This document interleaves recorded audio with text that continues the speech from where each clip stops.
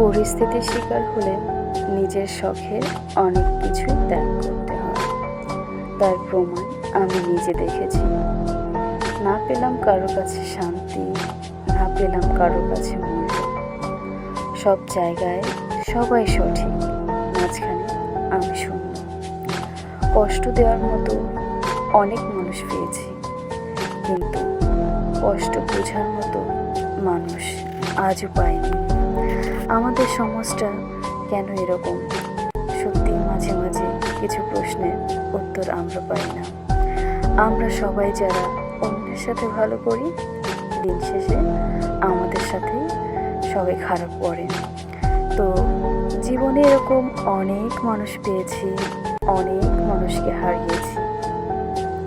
হারানো মানুষগুলো হয়তো আর কখনোই ফিরে আসবে না, কারণ যাদের হারিয়েছি বা যারা দূরে সরে গেছে, চাই না তারা আবার ফিরে আসুক, আবার অন্য কোনোভাবে কষ্ট দেওয়ার জন্য, আঘাত করার জন্য।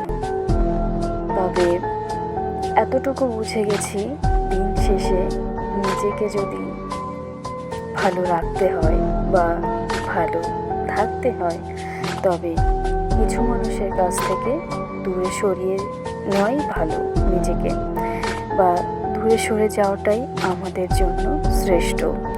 তো দিন শেষে নিজেকে ভালো রাখুন।